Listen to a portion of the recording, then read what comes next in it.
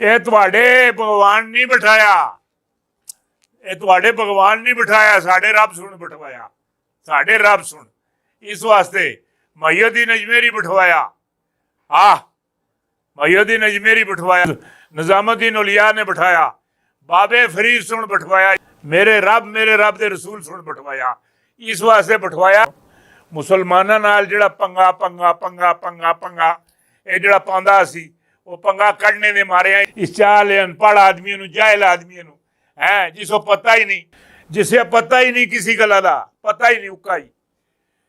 मैं आखना A B C तुसी इसको Z तक लिखवाओ, Z तक लिखवाओ, इस नहीं आंदी। तुसी कदी इधर तोरा ते कदी उधर तोरा, कदी इधर मोरा ते कदी उधर मोरा, ये केड़ा दौरा है? तुसा हिंदुआं मरवा छड्या, और हिंदुआं कोशिश कर कर कर कर कर कर कर कर हिंदुआं दी नस्ल उत्ते आंदी।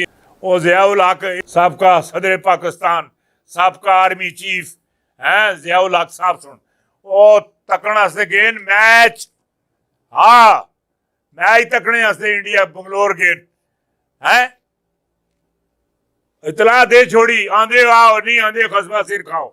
बल्कि इधर उन्हें हमला पड़ाया राजस्थान तो हमला पड़ाया जिसले गए हैं, जिसले गए उत्थे राजू गांधी नाल मुलाकात हुई, राजू गांधी को एक गल पूछी नहीं, मैनू ये गल दस हिंदुओं के मुल्क कितने हिंदुओं के कितने मुल्क है? कहने जी एक ही आ, मुसलमानों के कहने जी 57-58, कहने के एक पाकिस्तान तबाह सी, एक पाकिस्तान तबाह सी, हिंदुओं का ना निशान नहीं लभन लगा।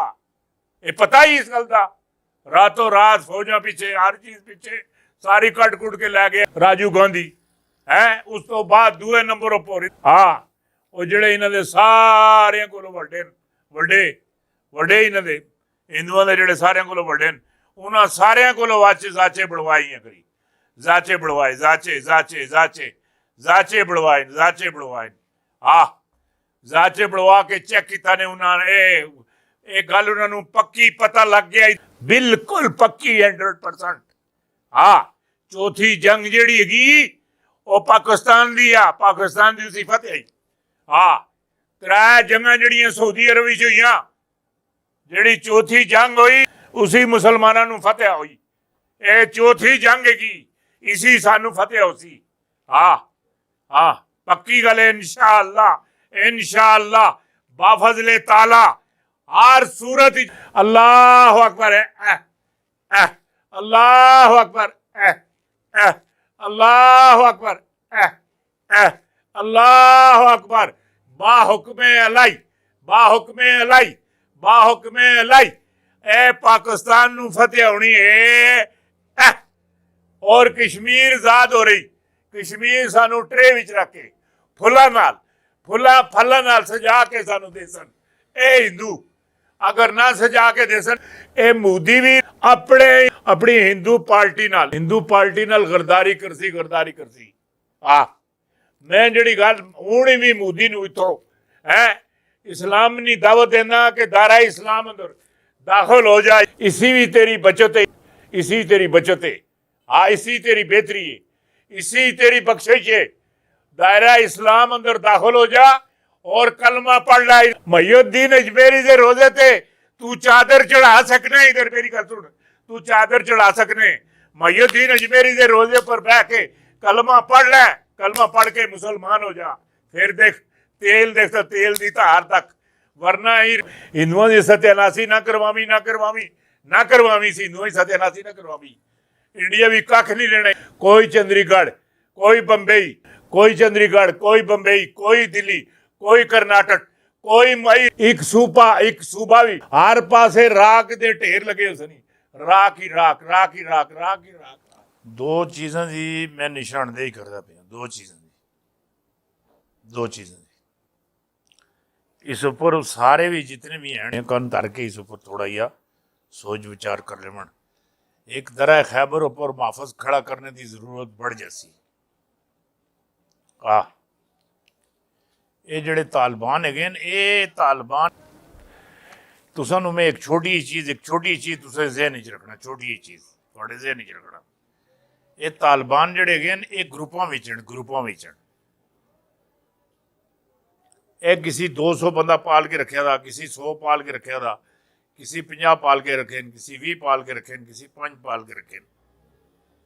ਇਹ ਆਪਣੇ ਆਪਣੇ ਗਰੁੱਪ ਲੋਕਾਂ ਬਣਾ ਕੇ ਰੱਖੇ, ਜਿਸ ਨਾਲ ਜ਼ਿਆਦਾ ਗਰੁੱਪ ਹਨ, ਖਿਲਾਣੇ ਪਿਲਾਣੇ ਉੱਪਰ ਸਾਰੇ ਟਿਕੇ ਦੇ ਨੇ। ਰੋਟੀ ਖਾਈ ਜਾਓ ਤਾਂ ਗਰੁੱਪ ਹੀ ਟਿਕੇ ਰਹੋ, ਡਹਿਰੇ ਮਾਰੀ ਜਾਓ। ਇੱਥੇ ਕੋਈ ਅਫਗਾਨਿਸਤਾਨ ਵਿੱਚ ਕੋਈ ਸਿਆਸਤ नहीं की ना ना। इतने अगर कोई है तो सिर्फ ग्रुप बंदी है और नबी दे दीन नाल नमाज नाल रोजे नाल है जिहड़ा साडा दीन हैगा पंज बिना मुसलमानी उसकी मोहब्बत है। सबसे ज्यादा पठान जिहड़ा हैगा ग्रुप विच ग्रुप तो बाहर है, वो अपने असले नाल प्यार करता है। हाँ बस असला उसे सब तो औलाद को लो, बीवी को लो, बच्चों को लो, सारे को लो, उसनों अपना असला बहुत प्यारा है, बहुत अजीम है। अब मुल्क की भी बड़ी मोहब्बत है। अब जी एक चीज में नजर आती, दरा खैबर पर महफूज खड़ा करने की जरूरत बढ़ जाएगी। मशकरे वस्ता से एक आग का गोला उठता दिखाई दे रहा है, जो बड़े सगीर और मशकरे वस्ता और यूरोप सबको अपनी लपेट में ले लेगा। और बड़े सगीर पाको हिंद पाकिस्तानी मदीना सल्तनत नजर आ रही है, और इस सल्तनत को बनाने वाला 40 साल तक इस पर हुक्मरानी करेगा इंशाअल्लाह इंशाअल्लाह इंशाअल्लाह। 2266 तक टाइम ट्रेवल मुमकिन हो सकेगा। अफगानिस्तान के अशरफ गनी एक हादसे की नजर हो जाएंगे और तालिबान वहाँ हुकूमत बनाने में कामयाब हो जाएंगे। अब्दुल्ला मोर्चा संभाल लेंगे। हाँ मोर्चा संभाल लेंगे। न्यूयॉर्क, पेरिस, लंदन और तल हबीब पर मिसाइल फेंकते दिखाई दे रहे हैं। कमान अब्दुल्ला के पास, उसके हाथ में हाँ होगी। अमेरिकी सदर जो बाइडन भारतीय वजीर आजम मोदी गिलगित बल्तिस्तान में एक बड़ा ड्रामा करने वाले हैं, बड़ा ड्रामा। अं ही वार्डन आखना वार्डन जे वार्डन अं भी आखना, मोदी भी आखना बंदे दे पुत्र बन जाओ, बंदे दे पुत्र बन जाओ, बंदे दे पुत्र बन जाओ। अं वेला ही अं वेला ही अं भी वेला ही बंदे दे पुत्र बन जाओ।